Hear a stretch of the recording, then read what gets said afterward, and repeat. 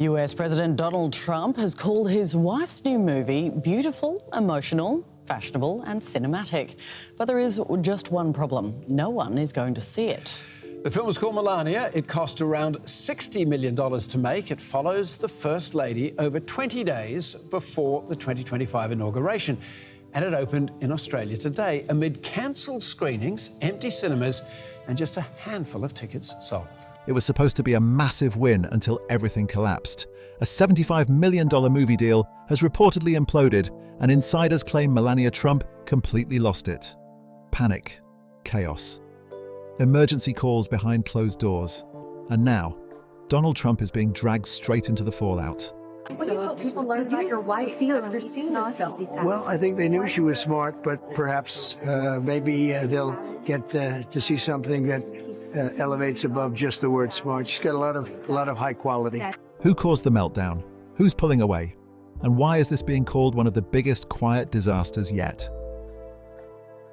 In the spring of 2024, while Donald Trump was campaigning for a return to the White House, a film about his early years premiered at one of the world's most prestigious film festivals. The movie was called The Apprentice, and for Melania Trump, who would soon become First Lady of the United States for the second time, it represented something she had spent years trying to avoid. An unflattering, unauthorized portrayal of her husband that she could neither control nor stop.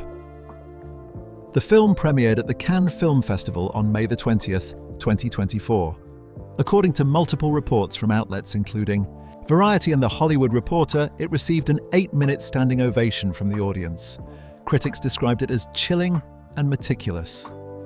The response suggested that this was not going to be a film that quietly disappeared. But what made The Apprentice particularly significant was not just that it existed, it was who made it, what it showed, and how it depicted the man who was, at that moment, running to reclaim the presidency.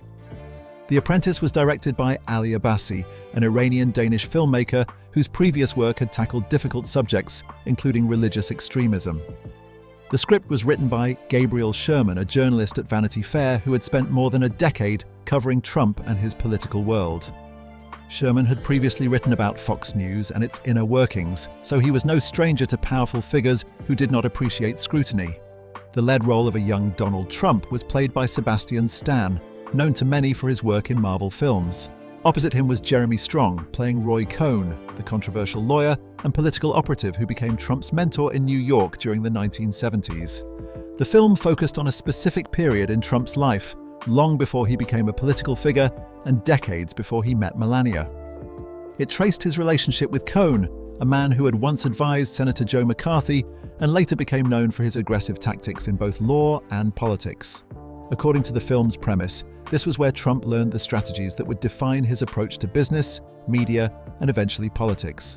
The movie suggested that Cohn taught Trump to never back down, to treat every challenge as a fight, and to use legal threats and media manipulation as standard tools rather than last resorts. But the film did not stop at business dealings and political strategy. According to reviews from critics who saw it at Cannes, The Apprentice included scenes that many found deeply uncomfortable. One of the most controversial depicted an alleged sexual assault involving Trump and his first wife, Ivana Trump. These allegations had been made by Ivana during their divorce proceedings in the early 1990s. Donald Trump has always denied them. Ivana later softened her statements, saying in a public comment that she had not meant the word rape in a literal or criminal sense, but rather felt violated. She passed away in 2022. The film chose to dramatize those original allegations, putting them on screen in a way that invited audiences to draw their own conclusions. The movie also portrayed Trump undergoing cosmetic surgery and using prescription amphetamines, details that supporters dismissed as fabrications and critics argued were based on reporting and testimony that had been in the public record for years. None of this content directly involved Melania Trump. She does not appear in the film. The events it depicts took place before they ever met, but the implications were clear. This was a film about the formation of the man she married, and it invited viewers to ask what that origin story meant for everything that came afterward, including their marriage and his time in the White House. The reaction from Trump's team was swift and aggressive. Even before most of the public had seen the film, Stephen Chung, who was then the communications director for Trump's 2024 presidential campaign, issued a statement to Variety calling the movie pure malicious defamation. He said the campaign would be filing a lawsuit to address what he described as blatantly false assertions from the filmmakers. The statement went further, saying the film was garbage that belonged in a dumpster fire and should not see the light of day. It was the kind of language Trump's team had used before when facing unflattering coverage, but this time it came with a specific threat. Legal action was coming. According to reports from Variety, Trump's attorneys followed up with a cease and desist letter sent to the filmmakers in late May 2024. The letter sought to block all marketing, distribution, and publication of the movie. The message to potential distributors was clear. If you pick up this film, you are inviting a lawsuit. For a while, that strategy seemed to work. Despite the positive reception at Cannes, The Apprentice struggled to find an American distributor. Major studios were reportedly hesitant. The subject matter was controversial, the legal threats were real, and Trump was in the middle of a presidential campaign. Nobody wanted to be seen as taking a political side, and nobody wanted to spend months in court defending a film. What eventually changed was an independent distributor called Briarcliff Entertainment stepping in. According to reporting from multiple outlets, Briarcliff acquired the film and set a release date of October 11th, 2024, just weeks before the presidential election. The decision was bold. It meant the film would be in theaters during the final stretch of the campaign, exactly the timing Trump's team had warned against. A crowdfunding campaign was even launched on Kickstarter in early September to help extend the theatrical run. The first trailer dropped on September the 10th, the same day as a presidential debate between Trump and Kamala Harris. It was impossible to miss the political timing. When the film finally opened in American theaters in October, it faced one more challenge: the box office. Despite all the controversy, despite the legal threats and the media attention, The Apprentice opened in 10th place.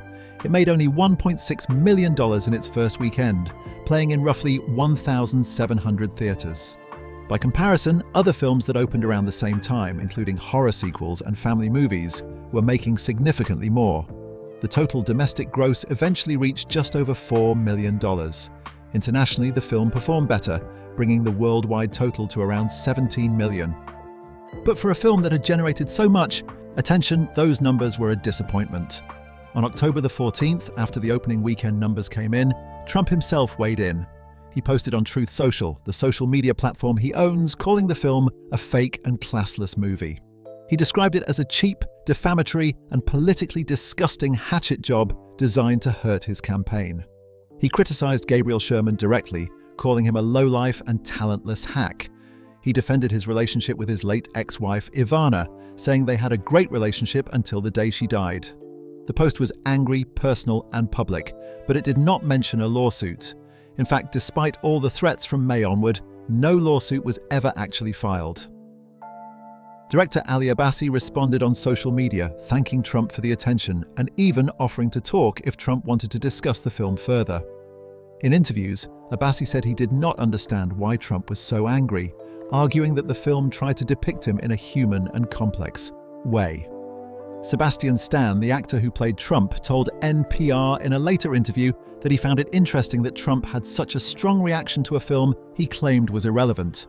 Stan suggested that perhaps the truth hurt and that Trump did not like anyone else taking credit for shaping who he became. But by that point, the larger story had already moved on. Just weeks after The Apprentice opened in theaters, Donald Trump won the presidential election in November 2024.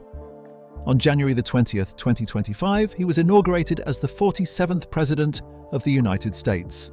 Melania Trump, who had maintained a relatively low profile during much of the campaign, returned to the White House as First Lady. The film that was supposed to damage Trump's reputation and raise uncomfortable questions about his past had come and gone. It had not stopped him. And now, the woman who the original narrative suggested would be trapped and powerless in the face of this film was back in one of the most powerful positions in the country. The story was far from over. In fact, it was about to take a turn that nobody watching The Apprentice premiere in Cannes could have predicted. When Trump's legal team sent that cease and desist letter to the filmmakers in May 2024, it followed a pattern that anyone familiar with Trump's approach to critics would recognize. For decades, the threat of litigation had been one of his most consistent strategies. Authors who wrote unflattering books, journalists who published critical investigations, former employees who spoke out, all faced similar warnings. The message was always the same. If you proceed with this, you will face legal consequences. And for many years, that approach worked. Publishers pulled books, outlets backed away from stories, people settled rather than fight. But The Apprentice presented a different situation. This was not a single journalist or a small publisher. This was an internationally financed film that had already screened at Cannes, one of the most important film festivals in the world. It had been seen by critics, distributors, and industry professionals. It had received positive reviews. And, perhaps most importantly, it had already gone through a legal vetting process that most people outside the film industry never see. In Hollywood, before a major film based on real people and real events can be distributed widely, it goes through what is called errors and omissions insurance. This is a type of coverage that protects against legal claims. Insurance companies will not provide this coverage unless their own lawyers have reviewed the script, checked it against the public record, and determined that the film can be legally defended. According to reporting on the film industry, this process involves going through the script line by line, comparing scenes to published articles, court documents, sworn testimony, and previous statements from the people involved. Anything that appears to be pure invention with no basis in the factual record gets flagged. The fact that The Apprentice was able to screen at Cannes and eventually secure distribution suggested that lawyers and insurers had already concluded the film was defensible. This did not mean every detail was beyond dispute. It meant that the filmmakers could point to sources for their portrayal. In cases involving public figures like Donald Trump, American defamation law sets an extremely high bar. It is not enough to say that a portrayal makes someone look bad. It is not enough to argue that a scene is unfair or biased. To win a defamation case, a public figure has to prove that specific statements of fact are false, that the people making those statements either knew they were false or showed reckless disregard for the truth, and that those false statements caused real, measurable harm. On top of that, courts recognize that dramatized films blend fact with interpretation. A movie is not a documentary claiming to show exactly what happened. It is a scripted work based on the filmmaker's reading of the available evidence. As long as that reading is grounded in the public record and the film is clearly presented as a dramatization, it has strong First Amendment protection. This is why films like The Social Network about Facebook, The Wolf of Wall Street about financial fraud, and Bombshell about Fox News were able to be made and distributed despite featuring real, living people who objected to their portrayals. For The Apprentice, much of what appeared on screen had some foundation in the historical record. The relationship between Trump and Roy Cohn was documented. Cohn's tactics and philosophy were well known. The allegations from Ivana Trump during the divorce had been reported in multiple outlets over the years. Trump's business practices in the 1970s and 1980s had been covered extensively. Whether the film presented all of this fairly or accurately was a matter of opinion, but it was not invented from nothing, and that made a lawsuit far more complicated than Trump's team suggested in their public statements. By late summer 2024, as the film's October release date approached, it became increasingly clear that no lawsuit was coming. Director Ali Abbasi gave interviews where he openly challenged Trump to follow through. Speaking to the Associated Press, Abbasi said he did not think Trump's team had a legal case. He added that now that he was safely back in Europe, they could bring it on if they wanted. He was not afraid anymore. It was a direct provocation, and it went unanswered in court. The November election changed everything. Trump did not just win. He won decisively enough to return to the White House with a clear mandate. On January the 20th, 2025, he was sworn in as president for the second time. Melania Trump stood beside him as First Lady once again. The film that was supposed to raise devastating questions about Trump's character and potentially damage his political future had failed to do either. It had flopped at the box office. It had not shifted public opinion in any measurable way, and now the people it was meant to expose were back in power. But the story of The Apprentice was not quite finished. In late January 2025, the Academy of Motion Picture Arts and Sciences announced the nominations for the 97th Academy Awards. The Apprentice received 2 nominations. Sebastian Stan was nominated for Best Actor for his portrayal of Donald Trump. Jeremy Strong was nominated for Best Supporting Actor for his role as Roy Cohn. These were significant recognitions. Both actors were receiving their first Oscar nominations, and the film was being acknowledged by the most prominent institution in American cinema. Following the Oscar nominations, Briarcliff Entertainment announced that The Apprentice would be re-released in theaters starting January 31st, 2025. This is a common strategy for films that receive awards attention. The hope is that nominations will draw audiences who might have missed the film during its initial run. The re-release meant that the film would be back in theaters just weeks after Trump's inauguration, with his administration already in full swing and Melania Trump actively serving as First Lady. The timing created an odd situation. Here was a film that depicted the current president as a young man learning ruthless tactics from a notorious political fixer, now being celebrated by Hollywood's establishment while that same man occupied the Oval Office. Trump's supporters saw it as proof of bias in the entertainment industry. Critics of Trump saw it as important historical context for understanding the current administration. Either way, the conversation continued. What made the situation particularly striking for Melania Trump was how completely the power dynamic had shifted. When the original script for a video about this film was apparently written, sometime before the election, the assumption was that Melania would be vulnerable. The idea was that she would be a former First Lady dealing with an embarrassing film she could not control, watching helplessly as her husband's reputation was damaged and her own carefully managed public image suffered by association. That was the narrative threat. But that is not what happened. Instead of being a former First Lady navigating life after the White House, Melania Trump was the current First Lady with all the influence, access, and platform that position provides. Instead of her husband being a diminished political figure damaged by scandal, he was the sitting president.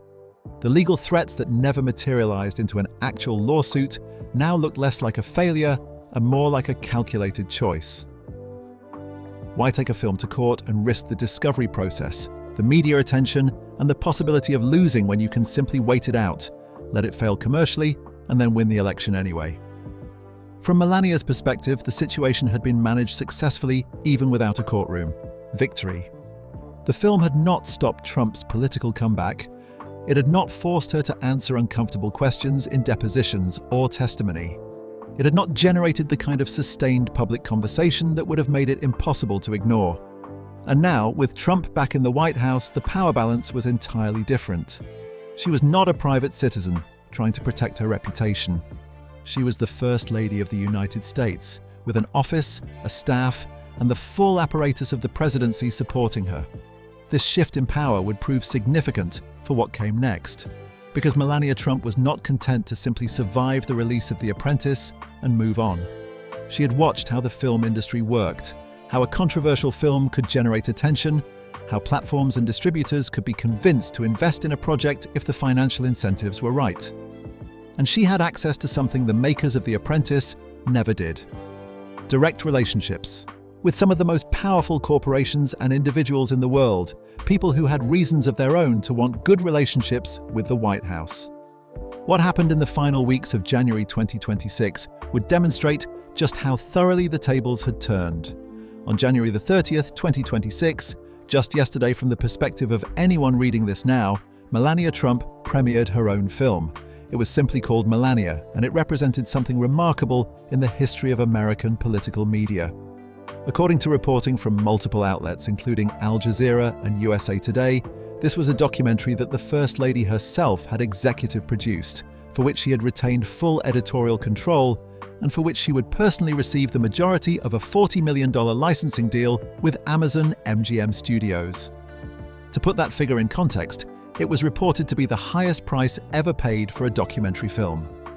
The origins of the project vary depending on the source. Some reports suggest Melania pitched the idea directly to Jeff Bezos, the founder of Amazon, during a dinner at Mar-a-Lago in 2024. Others say she approached Mark Beckman, her senior advisor and manager, after the presidential election with the concept. Either way, the timing was significant. According to Wikipedia's entry on the film, Amazon was not the only company interested.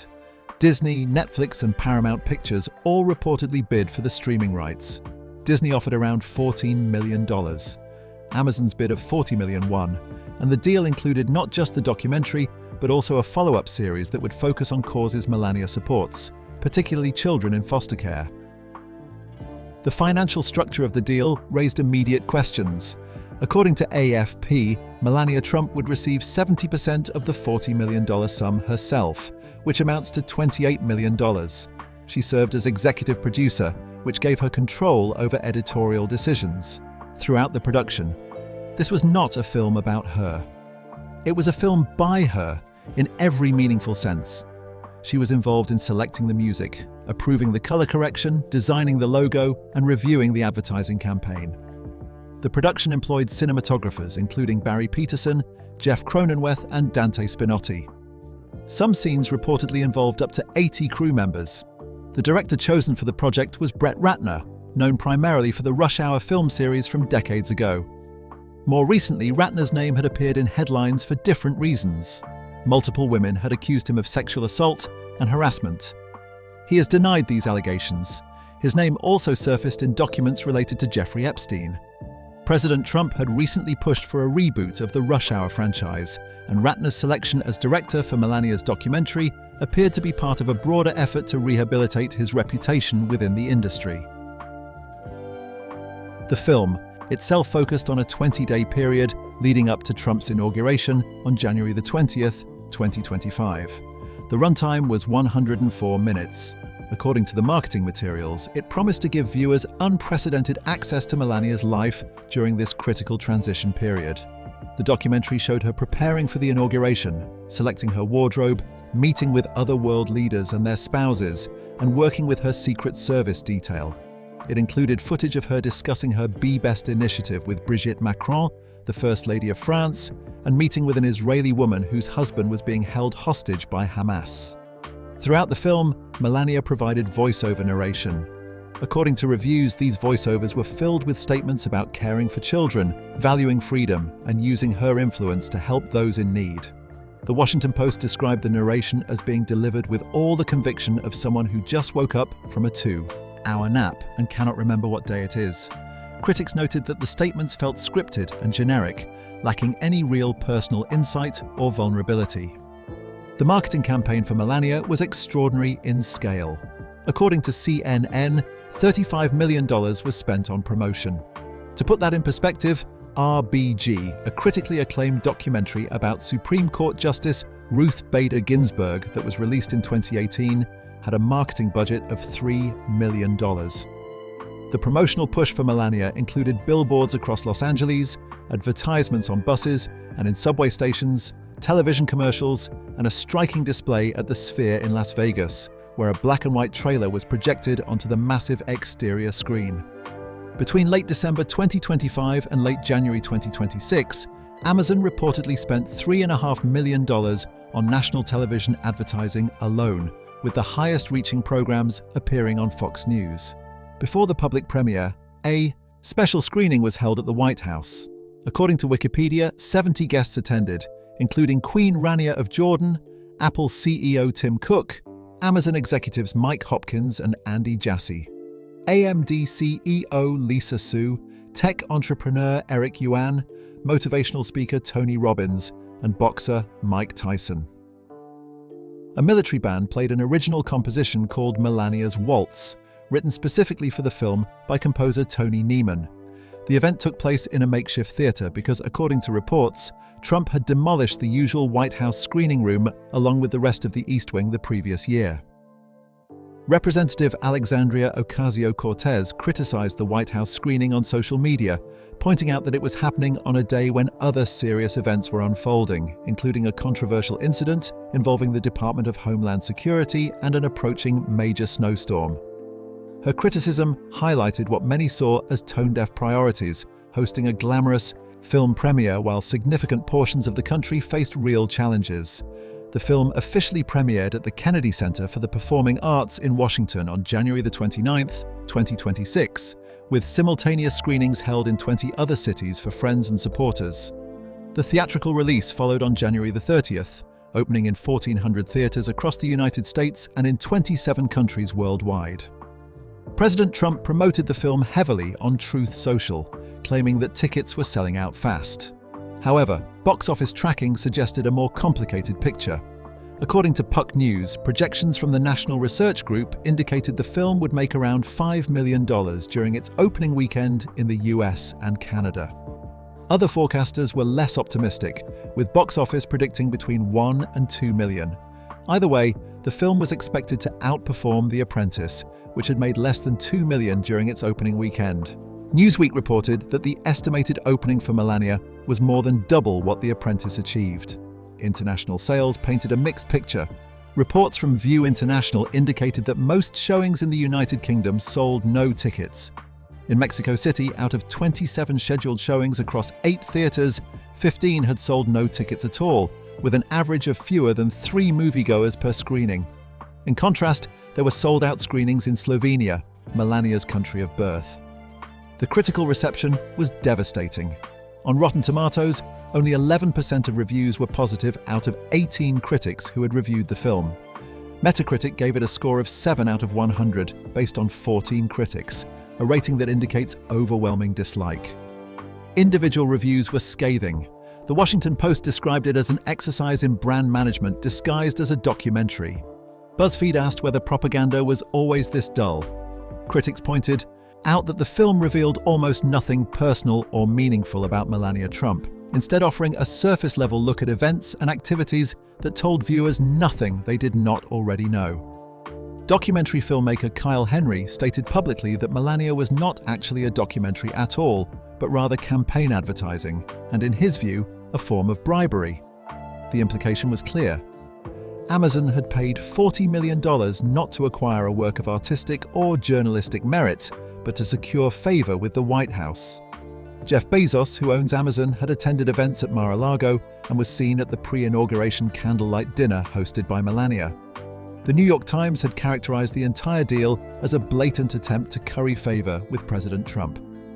Interestingly, audience scores told a different story than critic reviews. Post-Track reported that audiences gave the film an average of 5 out of 5 stars, with 89% saying they would definitely recommend it. CinemaScore gave it an A grade. This suggested that the people actually choosing to see the film, likely Trump supporters, were satisfied with what they got. But there were also questions about the authenticity of these scores. Mother Jones reported that the film had been review-bombed on Letterboxd prior to its release, with all those reviews later removed after the platform attributed the issue to an incorrect release date pulled from another database. What Melania the documentary revealed was not information about Melania Trump the person, but rather a demonstration of how power works in 2026. When The Apprentice was released, the assumption was that the Trumps would try to suppress it through legal threats and intimidation. That strategy had mixed results. The film came out, but it also failed commercially. Now, from a position of presidential power, Melania had demonstrated a different approach entirely. Rather than fighting to suppress an unflattering narrative, she had used corporate relationships and vast sums of money to create a competing narrative, one she controlled completely. The $40 million deal with Amazon was not just about making a documentary. It was about demonstrating that corporations seeking favorable treatment from the White House were willing to pay extraordinary sums for access.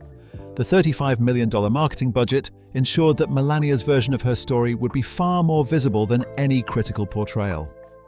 And the fact that the film, despite terrible reviews, was projected to outperform The Apprentice at the box office showed that financial success and critical merit had become completely disconnected.